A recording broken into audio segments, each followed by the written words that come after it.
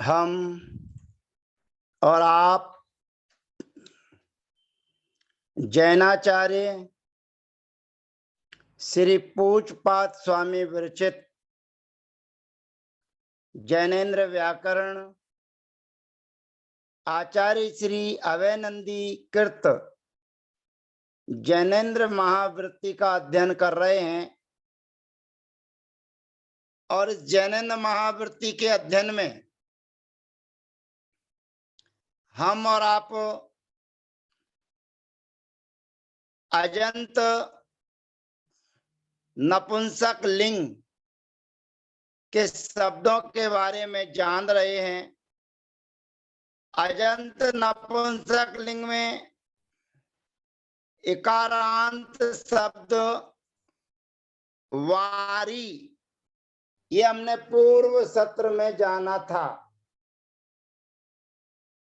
अब हमारे बीच में इकारांत शब्द शक्ति, अस्थि, दधि और अक्षी, ये चार शब्द हमारे बीच में हैं जिनके अंत में ई है। और नपुंसक लिंग ये शब्द हैं और चारों में एक जैसा ही कार्य होता है। प्रथमा द्वितीया विभक्ति में बारी शब्द के समान, तृतीया आदि विभक्तियों में सबसे हटकर अलग ही कार्य होता है। तो अब हम शक्ति माने उरु, जंगा शब्द की सिद्धि आपके बीच में करते हैं। शक्ति की तरह ही अस्थि, दधि और अक्षी, इन चार शब्दों के भी प्रयोग सिद्ध होते हैं। सर्वप्रथम शक्ति शब्द से प्रथमा द्वितीया विभक्ति के एक वचन में सु और अम विभक्ति के आने पर नपः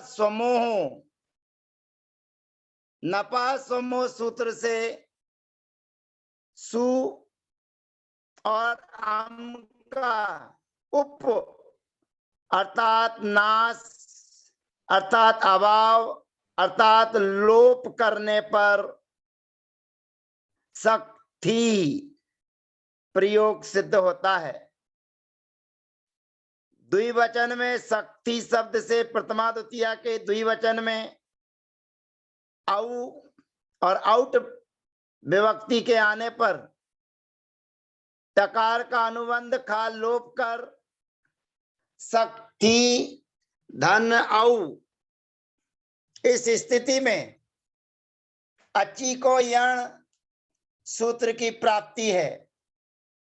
श्रुति पूर्व स्वम सूत्र से दीर्घ की प्राप्ति है, परंतु नपः सूत्र के माध्यम से औ के स्थान पर सी आदेश हो जाएगा और सी में से दीर्घ ई बचेगी, शक्ति धन ई।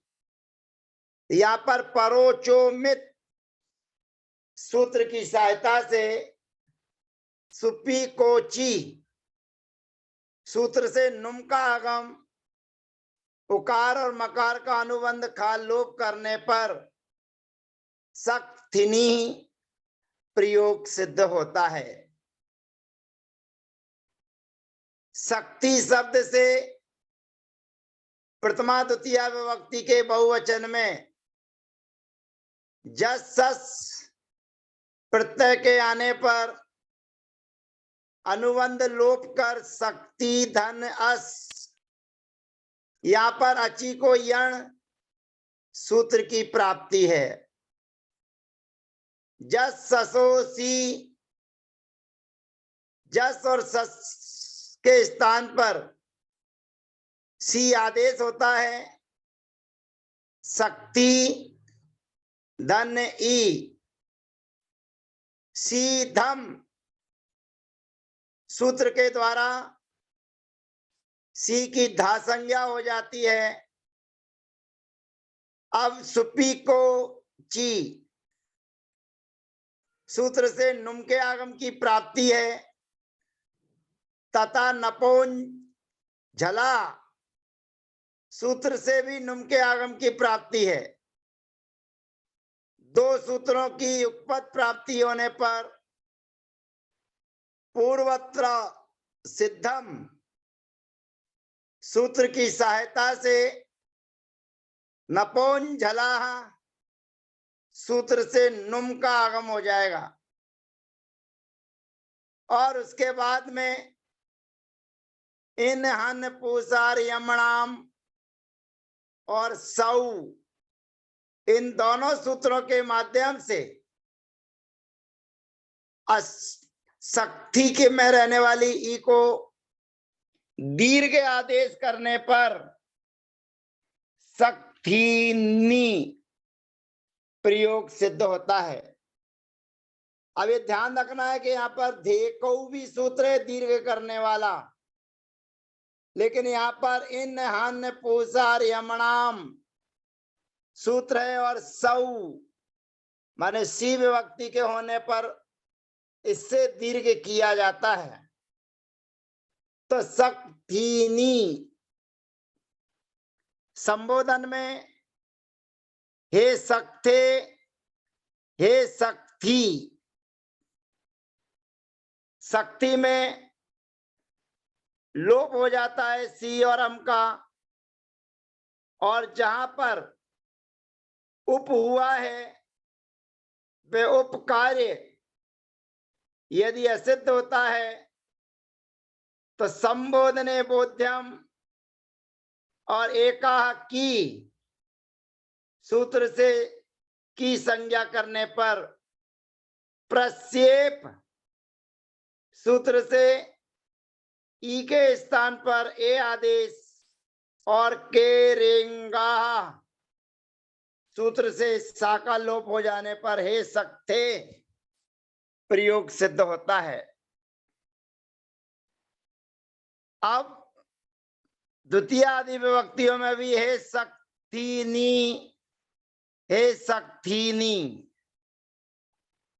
अब विशेष कार्य तृतीया विभक्ति से प्रारंभ होता है, फाइल आगे बढ़ती है, सूत्र हमारे बीच में आता है। शक्ति शब्द से तृतीया विभक्ति के एक वचन में टा विभक्ति आती है और टा विभक्ति के आने पर टा में से आ शेष रहता है, टा का अनुबंध लोप हो जाता है और फाइल थोड़ी ऊपर है थोड़ी नीचे उतरती है और सूत्र हमारे बीच में आता है सत्य यस्थि दद्य क्षणा मनंग, सत्यस्थि दद्य क्षणा मनंग, यह सूत्र है। सूत्र पीछे है, फाइल आगे बढ़ रही है।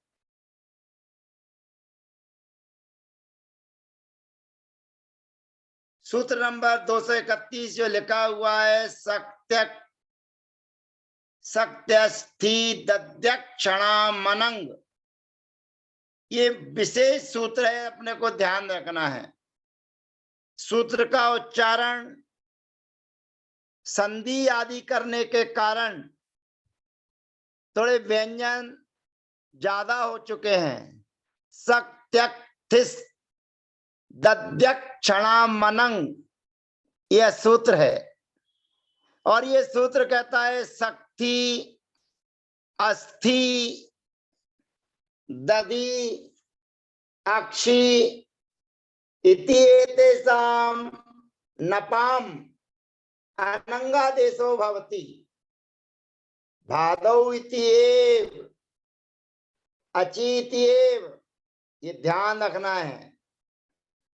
तृतीय आदि जो विभक्तियां हैं, तृतीय आदि विभक्तियों में भा आदि विभक्तियों के पर होने पर ये काम होता है और भा आदि विभक्ति भा संज्ञा केवल टा आदि से स्वर वाली विभक्तियों में ही होता है। अचि इति एव, अच के होने पर ही एक कार्य होता है, अर्थात शक्ति, अस्थि और दधि और अक्षी, इनके अंत में रहने वाली जो ई है, उस ई के स्थान पर अनंग आदेश होता है। अनंग आदेश में गा का अनुबंध है और गा का अनुबंध होने के कारण गित सूत्र की सहायता से अंत के स्थान पर होगा। पूर्व में अचीभा सूत्र के माध्यम से टा, गे, गसी, गस, आम, गी, ओस, इन सुप विभक्तियों की भाषा होती है, परंतु नपुंसक लिंग में औ और औट विभक्ति की भी भाषा होती है। परंतु यहाँ पर जो अनंग आदेश में गा का अनुबंध लोप हमारे बीच में है, उसके माध्यम से गित सूत्र की सहायता से अनंग आदेश, एक सहयोगी सूत्र हमारे लिए आता है भस्स। भस्स अधिकारो वेदितव्या आपाद परिसमाप्ते धे भा संज्ञा न भवति, अर्थात जहाँ पर धा संज्ञा होती है वहां पर भा संज्ञा नहीं होती है, और जहाँ भा संज्ञा होती है वहां धा संज्ञा नहीं होती। अर्थात शक्ति शब्द के तृतीय विभक्ति के एक वचन में जो शक्ति में रहने वाली ई थी, उसके स्थान पर अनंग माने अन आदेश हो जाता है। सक्त धन अन धन आ। अब जो अन का आ है, उस अन के आ को लोप करने के लिए अब ध्यान रखना, ये सूत्र जो आगे आने वाला सूत्र है, वह आगे आने वाला सूत्र जो नकारांत शब्द हमारे बीच में आएंगे, व्यंजनांत नकारांत पुल्लिंग शब्द राजन आदि आएंगे, उन शब्दों में ये आने वाला सूत्र जो 232 नंबर का आपके बीच में है, उस सूत्र के माध्यम से काम होता है। अतः 232 नंबर के सूत्र को बड़े ध्यान से समझने की कोशिश करें।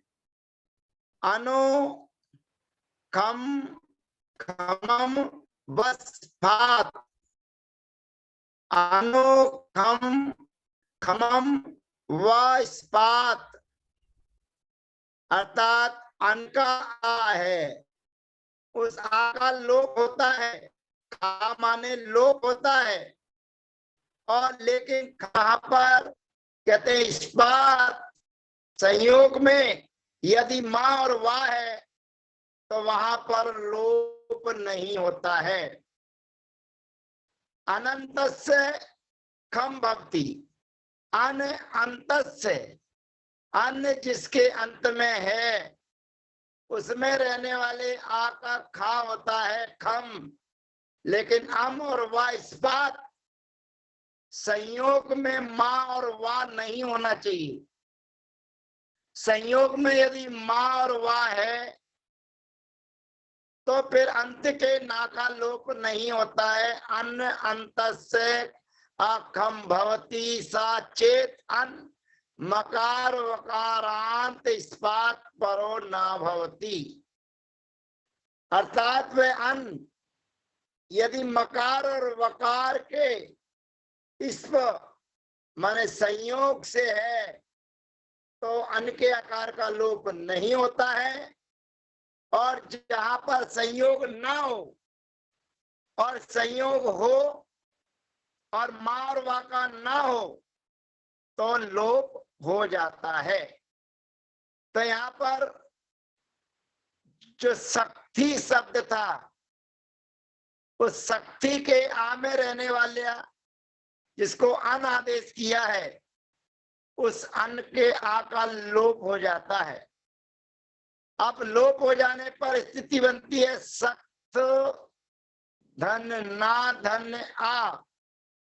अब यहाँ पर सभी वर्णों को व्यवस्थित करके अजीनम संयोजन करने पर तामिक का आ नाम मिल जाएगा तो शब्द बन जाएगा सक्थना।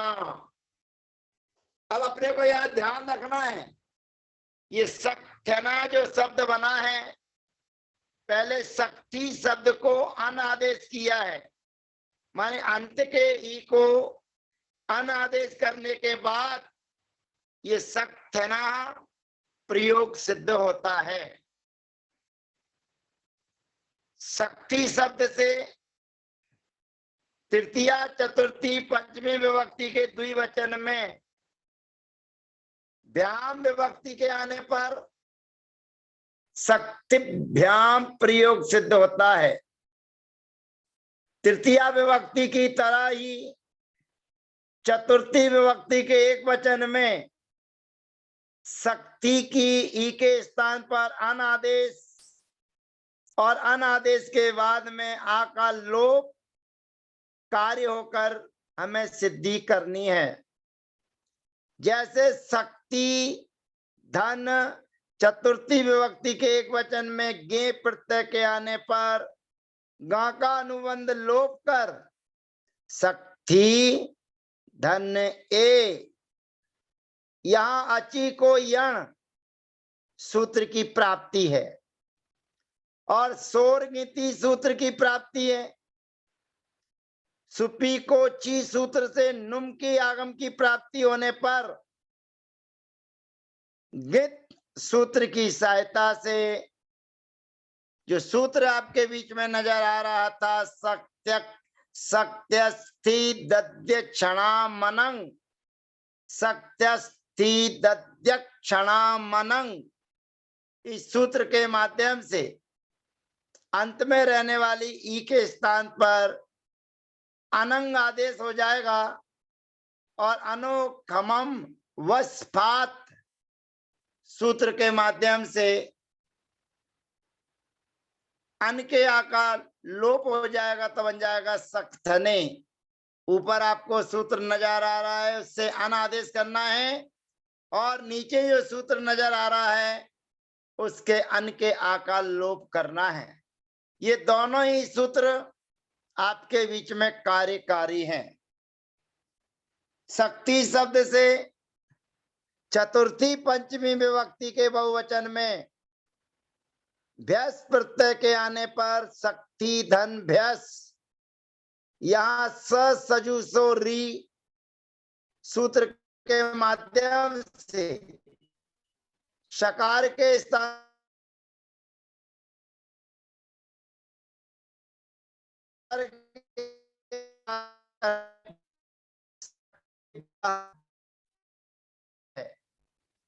पुनः शक्ति शब्द से पंचमी षष्ठी विभक्ति के एक वचन में घसी घस विभक्ति के आने पर गकार और एकार का अनुबंध लोप कर शक्ति धन अस।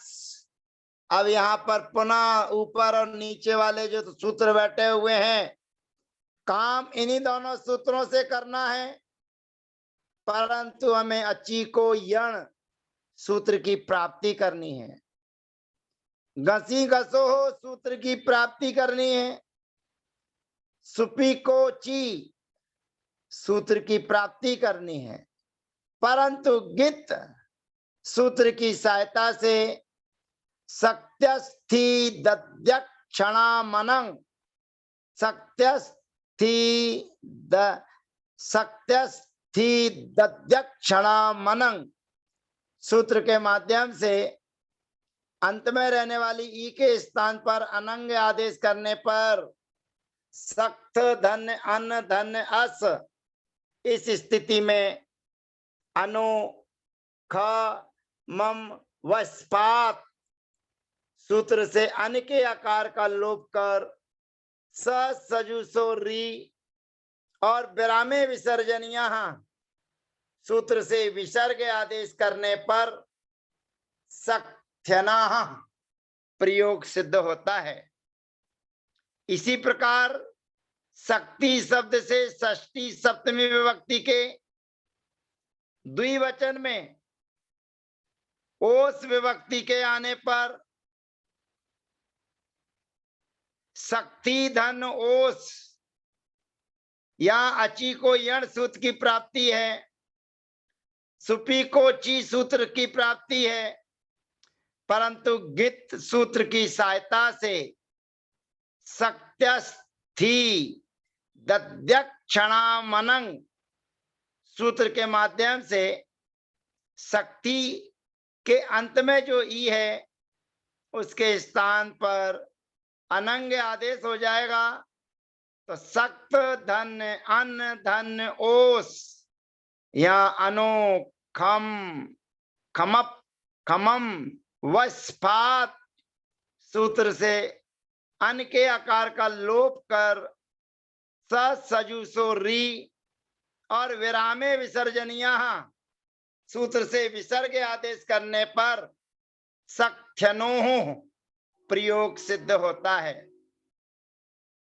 शक्ति शब्द से षष्ठी विभक्ति के बहुवचन में आम प्रत्यय के आने पर शक्ति धन आम, यहां अची को यण, प्रेल मेवाप चतुरो नुट और सुपी को ची सूत्र की प्राप्ति है, परंतु गित सूत्र की सहायता से सक्त्यस्थी दध्यक्षणामनंग सूत्र से इकार के स्थान पर अनंग आदेश करने पर अनोखमम वस्पात सूत्र से अन के आकार का लोप करने पर सख्त नाम प्रयोग सिद्ध होता है।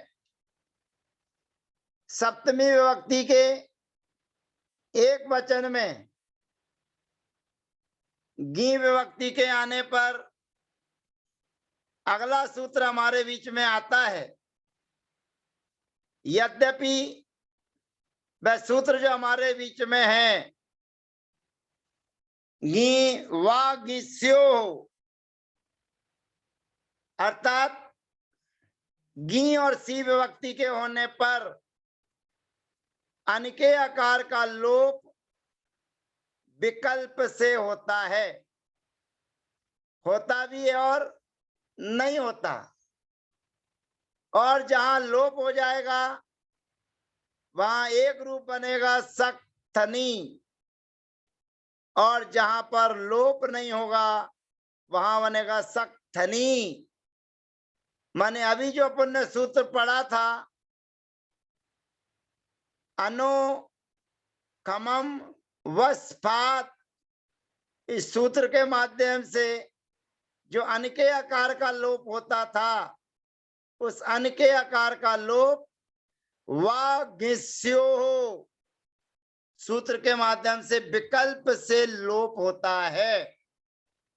अनो आकार से वाखम भवती गौ सी शब्दे च परता, सी गी और सी विभक्ति के होने पर जो अन का आ है उस अन के आ का लोप विकल्प से होता है, होता भी है और नहीं होता।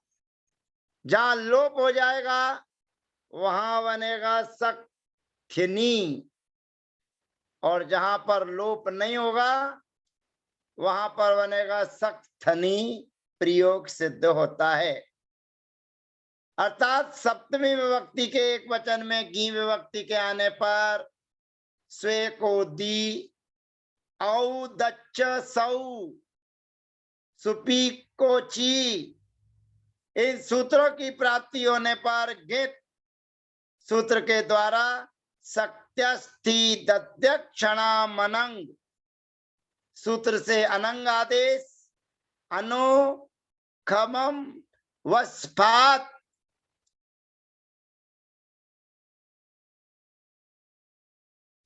हो, सूत्र से विकल्प से आकार का लोप करने पर सक धनी, और जहां आकार का लोप नहीं होगा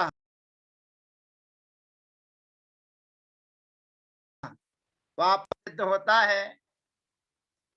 सप्तमी के बहुवचन में शक्ति शब्द से शुभ विभक्ति के आने पर तयादेशयो हो, सूत्र से दंत सकार को मूर्धन्य सकार आदेश करने पर शक्तिसु प्रयोग सिद्ध होता है।